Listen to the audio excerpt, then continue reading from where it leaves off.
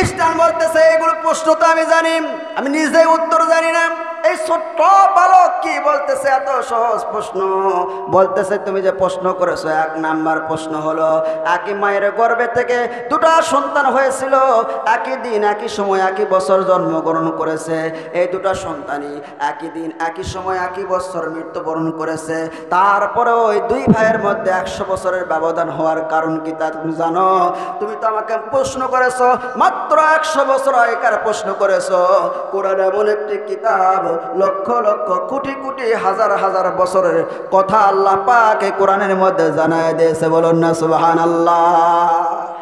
রাসূল পাক সাল্লাল্লাহু আলাইহি সাল্লামের হাতে গড়া সাহাবী হযরত ওমর রাদিয়াল্লাহু তাআলা আনহু, অর্ধ জাহানের খলিফা। কি মনে করছেন ভাই, শুধুমাত্র বাংলাদেশের একজন যদি কেউ সরকার হয় তার কি বাহাদুর হয়ে যায়? যেরকম ঠিক কিনা? আর অর্ধ জাহানের খলিফা হযরত ওমর রাদিয়াল্লাহু তাআলা আনহু বসে আছেন। একজন খ্রিস্টান আসলেন, আসার পরে হযরত ওমরকে বললেন, খলিফাতুল মুসলিমিন, আমি আপনার কাছে এসেছি, আমি আপনাকে 3টা প্রশ্ন করতে চাই। হযরত ওমর বললেন, কি 3টা প্রশ্ন করতে চাও? বলে, আজকে আমি আপনাকে জটিল কঠিন 3টা প্রশ্ন করব, এই 3টা প্রশ্নের উত্তর যদি আপনি দিতে পারেন তাহলে আমি আজকে মুসলমান হয়ে যাব, আর যদি আপনি না দিতে পারেন তাহলে আপনি কি করবেন বলেন? হযরত ওমর বললেন, এ খ্রিস্টান, তুমি কি মনে করেছো তুমি আমাকে প্রশ্ন করবে, সেই প্রশ্নের উত্তর আমি দিতে পারবো না? কারণ হচ্ছে আমি রাসূল পাক সাল্লাল্লাহু আলাইহি সাল্লামের হাত ধরে মুসলমান হয়েছি, বায়াত গ্রহণ করেছি, আমি রাসূলের ছাত্র, রাসূলের কাছে কোরআন শিখেছি, আমি রাসূল পাক সাল্লাল্লাহু আলাইহি সাল্লামের পিছনে দাঁড়িয়ে নামাজ পড়েছি, আমি রাসূলের সাথে জিহাদে অংশগ্রহণ করেছি। আর আল্লাহ পাক আমাদেরকে মুসলমানদেরকে এমন একটি কিতাব দান করেছেন, আল কোরআন, যেই কোরআনের মধ্যে মানুষের জীবনের যত সমস্যা হতে পারে সমস্ত সমস্যার সমাধান আল্লাহ পাক দিয়েছেন পবিত্র কোরআনের মধ্যে। বলুন না সুবহানাল্লাহ। আরো জোরে বলুন সুবহানাল্লাহ। সমাধান চাও যদি জীবনে মরণে, ফিরে যাও খুঁজে নাও চোখ রাখো কোরআনে, ফিরে যাও খুঁজে নাও চোখ রাখো কোরআনের, তবেই পাবে সুখ শান্তির ঠিকানা। আল্লাহু আকবার বলেন। তবেই পাবে সুখ শান্তির ঠিকানা, যদি মেনে নাও তুমি মনে প্রাণে সমাধান। বলেন সবাই, সমাধান চাও যদি জীবনে মরণে, ফিরে যাও খুঁজে নাও চোখ রাখো কোরআনে, ফিরে যাও খুঁজে নাও, তবেই পাবে সুখ শান্তির ঠিকানা, তবেই পাবে সুখ শান্তির ঠিকানা, যদি মেনে নাও তুমি মনে প্রাণে। আল্লাহু আকবার।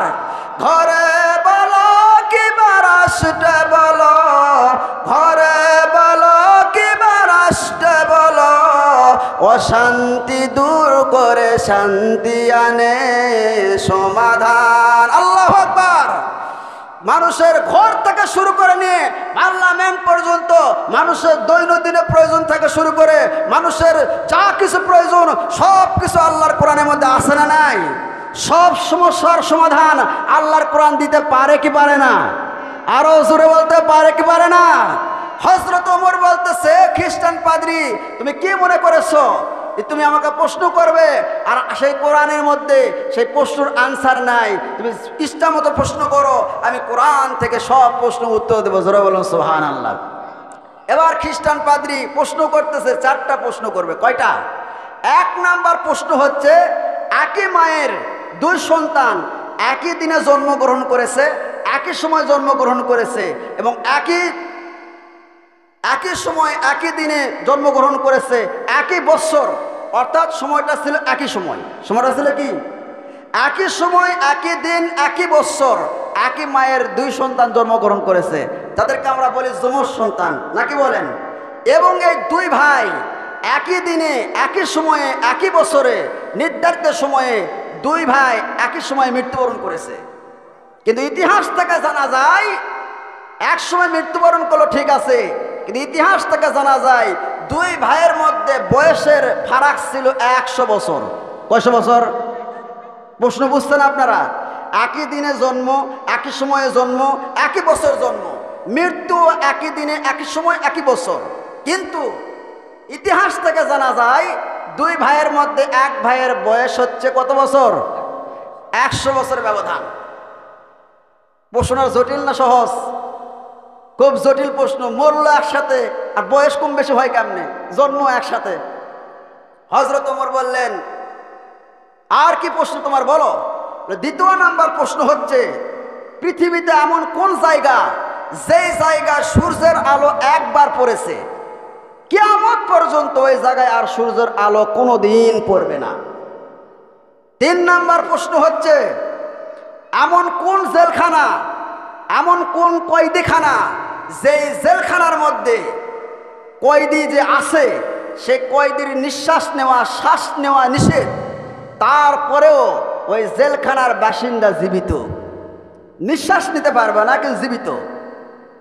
4 নাম্বার প্রশ্ন হচ্ছে, এমন কোন কবর যেই কবর জীবিত, কবরের বাসিন্দাও জীবিত, ওই কবরটা মাঝে মাঝে জায়গায় জায়গায় ঘুরতে বেড়াইতে যায়, ওই কবরের বাসিন্দা ওই কবর থেকে আবার দুনিয়ায় আসে, দীর্ঘকাল পর্যন্ত আবার বেঁচে ছিল। ওই কবরটা কোনটা এবং কবরের বাসিন্দাকে? বলেন তো প্রশ্নগুলো সহজ না কঠিন? আমাদের মতো মানুষের প্রশ্ন করলে আমরা কি করতাম? যে ভাই এখন অফিসের টাইম, নামাজের টাইম, একটু পরে আসেন, নাকি বলেন? পরে মোবাইল ফোন বন্ধ করে বলতাম, বেটা ব্যাক কেল, আর প্রশ্ন করা জায়গা পেলি না। এটা কেমন প্রশ্ন করলি তুই? জোরে কোন ঠিক কিনা? হযরত ওমর বলতেছে, হে খ্রিস্টান পাদ্রী, যে প্রশ্ন তুমি করেছো এই প্রশ্নের উত্তর আমি দিব না। আমার ছোট্ট একটা ভাতিজা আছে যার নাম হচ্ছে আব্দুল্লাহ ইবনে আব্বাস। সুবহানাল্লাহ কোন? ছোট্ট একটা পিচ্চি ভাতিজা, এই আব্দুল্লাহ ইবনে আব্বাস এই তোমার 3টা প্রশ্ন উত্তর দিয়ে 4টা প্রশ্ন উত্তর দিয়ে দিবে। খ্রিস্টান কয় কি, যে প্রশ্নগুলো আমি করছি আমি নিজেই তো জানি না, ওই প্রশ্ন জানে উত্তর জানে না, এই আবার ছোট পিচ্চিক ডাক দিচ্ছে। এরা সেই পিচ্ছি যেই আব্দুল্লাহ ইবনে আব্বাসের জন্য রাসূল পাক সাল্লাল্লাহু আলাইহি সাল্লাম মাথায় হাত দিয়ে দোয়া করেছেন। কন্না আল্লাহু আকবার। আল্লাহর হাবিব বিশ্ব নবী জনাব মুহাম্মদুর রাসূলুল্লাহ সাল্লাল্লাহু আলাইহি সাল্লাম তাহাজ্জুদ নামাজ পড়ার জন্য উঠেছেন। ওযু করবেন, দেখেন এরকম সুন্দর করে বদনার মধ্যে পানি আছে, মেসওয়াক একে দেওয়া আছে, সুন্দর করে সব কিছু আয়োজন করে রাখছে। আল্লাহর হাবিব বিশ্ব নবী জনাব মুহাম্মদুর রাসূলুল্লাহ সাল্লাল্লাহু আলাইহি সাল্লাম ওযু করলেন, মেসওয়াক করলেন, ওযু করলেন এবং ওযু করার পর আয়েশাকে ডাক দিয়ে বললেন, আয়েশা রে, তুমি আমি একসাথেই তো ঘুমেছিলাম, কিন্তু শেষ রাত্রে ওযু করার জন্য কে মেসওয়াক, পানি এগুলো কে আগে দিল? হযরত আয়েশা সিদ্দিকা রাদিয়াল্লাহু তাআলা ডাক দিয়ে বলতেছেন, ইয়া রাসূলুল্লাহ, ইয়া হাবিবাল্লাহ, আপনার চাচাতো ভাই আব্দুল্লাহ ইবনে আব্বাস গোপনে গোপনভাবে লুকে লুকে আপনার খেদমত করে, আপনি জানেন না? প্রত্যেক শেষ রাত্রে দিন প্রত্যেকটা রাতে আসার পর ওযুর পানি দেয়, মেসওয়াক আগে দেয়। আল্লাহর হাবিব বিশ্ব নবী জনাব মুহাম্মদুর রাসূলুল্লাহ সাল্লাল্লাহু আলাইহি সাল্লাম বড় খুশি হয়ে গেলেন। শেষ রাত্রে আল্লাহর হাবিব ওযু করেছেন, তাহাজ্জুদের নামাজ পড়বেন, এমন সময় ডাক দিলেন, এ আমার চাচাতো ভাই আব্বাস, আসো আমার কাছে আসো। আব্দুল্লাহ ইবনে আব্বাস যখন রাসূল পাক সাল্লাল্লাহু আলাইহি সাল্লামের কাছে আসলেন, রাসূল পাক সাল্লাল্লাহু আলাইহি সাল্লাম ওই ছোট বাচ্চা আব্দুল্লাহ ইবনে আব্বাসের মাথায় হাত দিয়ে দোয়া করেছিলেন, আল্লাহুম্মা ফাক্কিহু ফিদ্দিন, আল্লাহ পাক তোরে দ্বীনের ফকিহ বানায় দেখ। জোরে বলুন সুবহানাল্লাহ। এরা কিন্তু সাধারণ করে পিচ্ছি না। এবার খ্রিস্টানের 4টা প্রশ্ন শোনার পরে আব্দুল্লাহ ইবনে আব্বাস, 8 বছর 9 বছরের ছোট্ট বাচ্চা বলতেছে, এই বেটা খ্রিস্টান পাদ্রী, এত সহজ প্রশ্ন কেউ করে? এটা তো আমার 1 মিনিটের ব্যাপার। আল্লাহু আকবার কোন? যাদের ভিতরে আল্লাহর কোরআন আছে তাদের জ্ঞান আছে না নাই? আরো জোরে বলেন, আছে না নাই? একজন বাদশা বলেছিল যে আমাকে নতুন কথা শোনাইতে পারবে আমার রাজ দরবারের অর্ধেক তার নামে লিখে দিব। ওই দেশের যত উকিল, হাকিম, জাজ, ব্যারিস্টার, মন্ত্রী, মিনিস্টার, ওসি, ডিসি, এসপি যা আছে সকলেই চিন্তা করলো সারা জীবন চাকরি করার দরকার নাই, আমরা তো উকিল মানুষ, নতুন নতুন কত কথা জানি, নতুন নতুন কথা কয়া কথার ম্যারিফাসে একজন নিরীহ নির্দোষ মানুষকে ফাঁসির কাজটা আমরা ঝুলাইতে পারি। জোরে কোন নাউজুবিল্লাহ। আমরা সেই উকিল রাজাকে গিয়ে আজকে নতুন কথা শোনাবো, আর রাজ দরবারের অর্ধেক আমরা ভাগে পাবো। বোঝেন নাই? এখন গেছে সকালবেলা, আগের দিন বলছে রাত্রিবেলা, সকালবেলা রাজ দরবারে গেট খোলার পর দারোয়ান দেখতেছে হায় হায় মানুষ আর মানুষ। জিজ্ঞাসা করছে ভাই পারবে? রাজ দরবারে অর্ধেক লিখে দিবে। এই জন্য আমরা আসছি বাদশাকে নতুন কথা শোনাবো। সেই সময় দারোয়ান বলতেছে ভাই আপনার পারবেন? বেটা পারবো না মানে? আমরা এত কথা জানি, একজন নিরীহ মানুষকে কথার মারি পাশে ফেলায় আর তাকে ফাঁসি দেওয়ায় আমরা বেটা কথা জানি না মানে? যেই কথা বাদশা জীবনেও শুনে নাই সেই কথা শোনাবো। বলে যে আপনারা তো শুনছেন নতুন কথা শুনাইলে রাজ দরবারে অর্ধেক লিখে দিবে, কিন্তু তারপরের কথা শুনছেন? তারপরে আবার কি? বল তারপরের কথা হলো যদি নতুন কথা কেউ না শুনাইতে পারে তাহলে তাকে জব করবে। তা কি করবে? জব করবে। বাদশা যখন এই কথা বলেছে নতুন কথা যাক শোনাবে, যাই শোনাবে তাকে রাজ দরবারে অর্ধেক লিখে দিবে। সেই সময় মন্ত্রী বলেছিল যে আপনি এটা কি বললেন?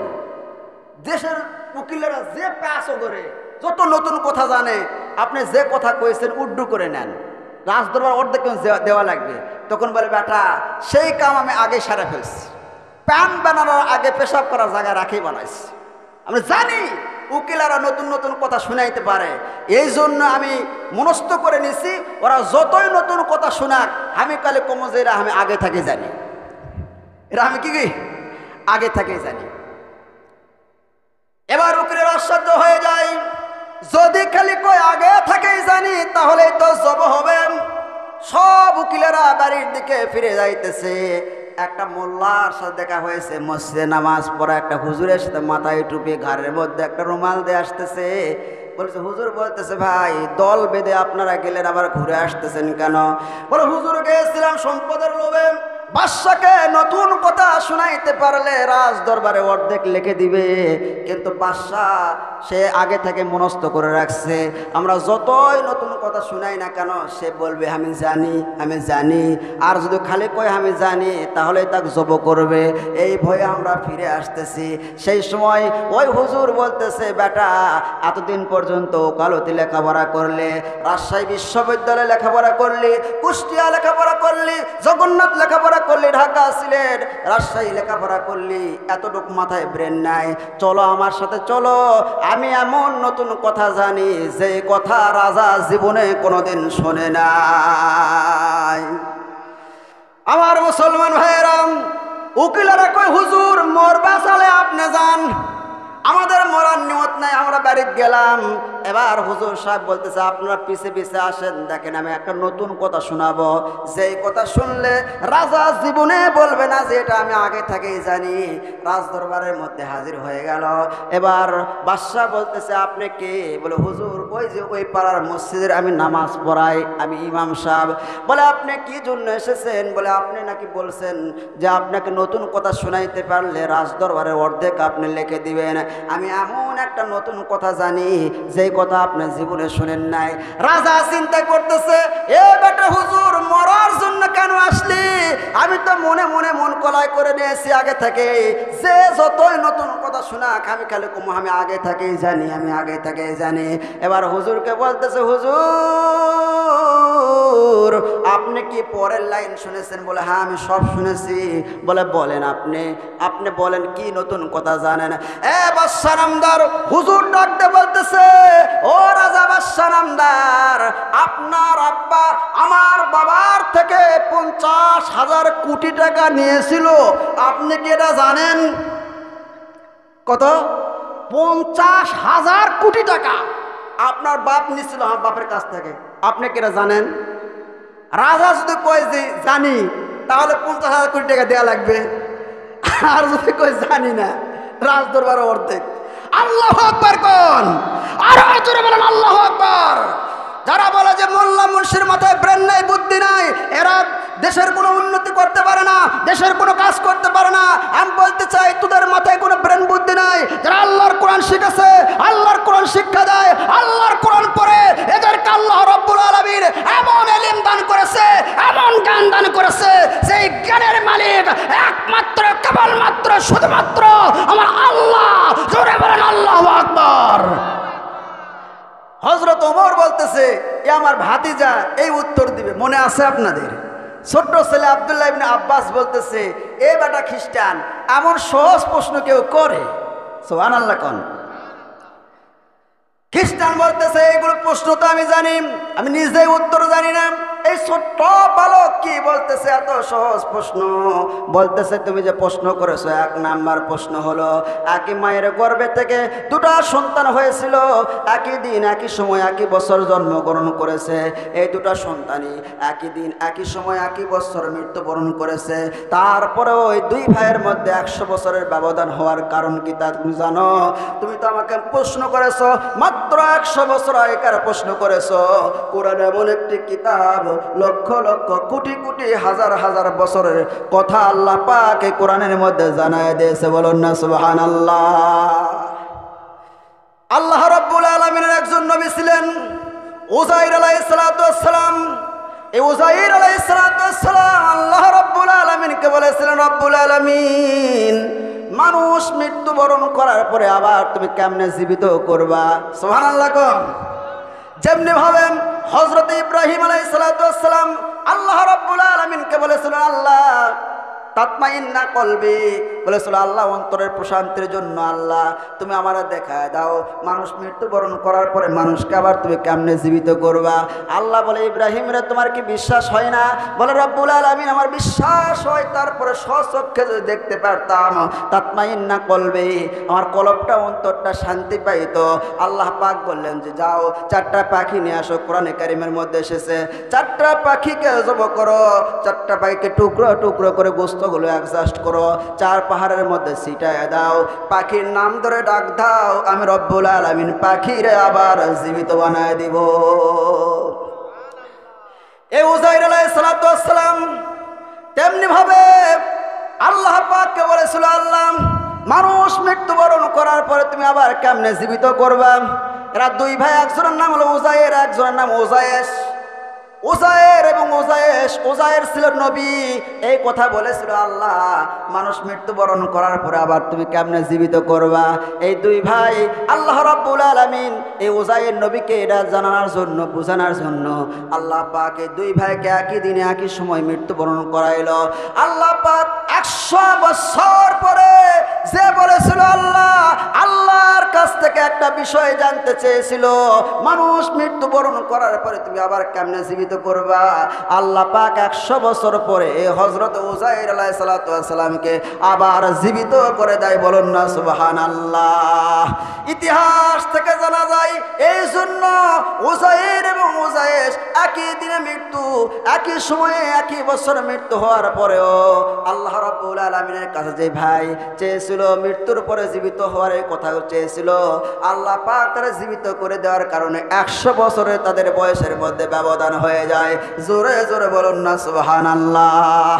এবার বলতেছে খ্রিস্টান দ্বিতীয় নাম্বার প্রশ্ন করেছ, পৃথিবীতে এমন কোন জায়গা আছে যেই জায়গার মধ্যে সূর্যের আলো একবার পড়েছে কিয়ামত পর্যন্ত আর কোনোদিন সূর্যের আলো সেই জায়গায় পড়বে না? হে খ্রিস্টান তুমি জানো না আল্লাহর পয়গম্বর হযরতে মূসা আলাইহিস সালাতু ওয়াস সালাম যখন দৌড় দিয়েছিল তার দলবল নিয়ে, ফেরাউন বাহিনী পিছনের দিকে আসতেছে, সামনে নীল দরিয়া, নীল নদীর কিনারে যাওয়ার পরে মূসা আলাইহিস সালাতু ওয়াস সালামের সঙ্গপাঙ্গ মূসার সাথীরা বলেছিল ইন্না লামুদরাকুন, হে আল্লাহর পয়গম্বর মূসা আমরা তো ধরা পড়ে গেছি, সামনে নীল নদী পিছনে ফেরাউন বাহিনী। আল্লাহর পয়গম্বর হযরতে মূসা আলাইহিস সালাতু ওয়াস সালাম বলেছিলেন কাল্লা ইন্না মাইয়া রব্বি সায়াহাদিন। আল্লাহু আকবার। আল্লাহ পাক বলে হে মূসা একটা প্রতিষ্ঠিত সরকারের বিপক্ষে তোমাকে আমি পথে নামায়া, তোমাকে আমি ময়দানে নামায়া আমি আল্লাহ তোমাকে আমি ছেড়ে দেই নাই, আমি আল্লাহ তোমার সাথে আছি, হাতের লাঠিতে বাড়ি মারো। নীল নদীর মধ্যে রাস্তার দরকার ছিল একটা, আল্লাহ পাক সেই নীল নদীর মধ্যে 12টা রাস্তা করে দেয়। জোরে বলেন আল্লাহু আকবার। এক খ্রিস্টান পাদ্রী শুনে রাখো, জেনে রাখো, ওই নীল নদীর মধ্যে মুসা আলাইহিস সালামের লাঠিতে বাড়ি মারার কারণে 12টার যে রাস্তা হয়ে গিয়েছিল, ওই 12টা রাস্তার মধ্যে সূর্যের আলো পড়েছিল। মুসা পয়গম্বর ওই নীল নদীর কিনারে যাওয়ার পরে, যখন নীল নদীর কিনারে যখন চলে গেল, ওই পার হওয়ার পরে নীল নদীর পানিগুলো আবার অ্যাডজাস্ট হয়ে যায়। ওই জায়গায় এখন রাস্তাও নাই, ওই জায়গায় সূর্যের আলো নাই, কিয়ামত পর্যন্ত ওই জায়গায় সূর্যের আলো পড়বে না। সুবহানাল্লাহ। এবার 3 নাম্বার প্রশ্ন হলো, এমন কোন জেলখানা যেই জেলখানার মধ্যে শ্বাস নেওয়া নিঃশ্বাস নেওয়া নিষেধ, তারপরেও জেলখানার বাসিন্দারা জীবিত? ওটা কোন জেলখানা বলো? ওই ছোট্ট বাচ্চা আব্দুল্লাহ ইবনে আব্বাস বলতেছে, বেটা, এই বেটা নাফরমান, ওই জেলখানার মধ্যে তো তুমি ছিলা, 10 মাস 10 দিন মায়ের পেটের মধ্যে ছিলা। ওটা একটা কয়েদিখানা, জেলখানা, যে জেলখানার মধ্যে কোনো কি নাই, নিঃশ্বাস নেওয়ার ব্যবস্থা নাই, নিঃশ্বাস নেওয়ার কোনো ব্যবস্থা নাই, সেখানে চলাফেরার কোনো ব্যবস্থা নাই। তারপর আল্লাহ রাব্বুল আলামিন সেই কয়েদিখানা, জেলখানার মধ্যে আল্লাহ পাক বাঁচায় রাখলো। তারপরেও কি ঈমান আনবে না? সে আল্লাহর সাথে বিদ্রোহ করবে। জোরে কর আল্লাহু আকবার। 4 নাম্বার প্রশ্ন হলো, এটা কোন কবর যেই কবরটা জীবিত, কবরের বাসিন্দাও জীবিত, কবরটা আবার ঘুরে ফিরে বেড়ায়। কবর কি করে?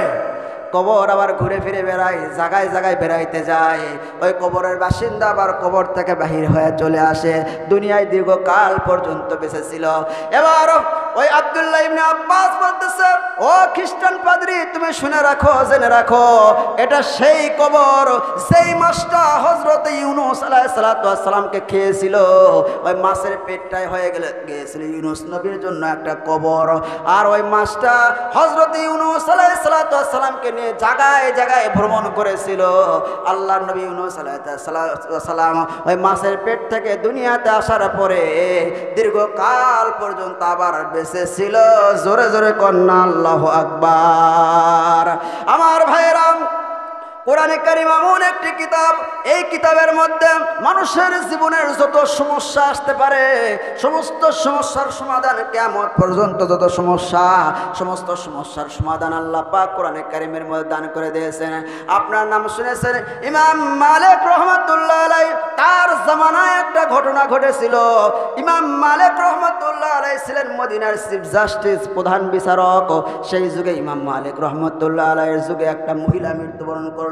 ওই মহিলা মৃত্যুবরণ করার পরে, মহিলা মৃত্যুবরণ করেছে, মহিলাকে ধোয়ার জন্য পাশের গ্রাম থেকে, পাশের পাড়া থেকে একটা মহিলাকে নিয়ে আসা হলো। মহিলাকে তো মহিলারাই ধোয়াবে নাকি?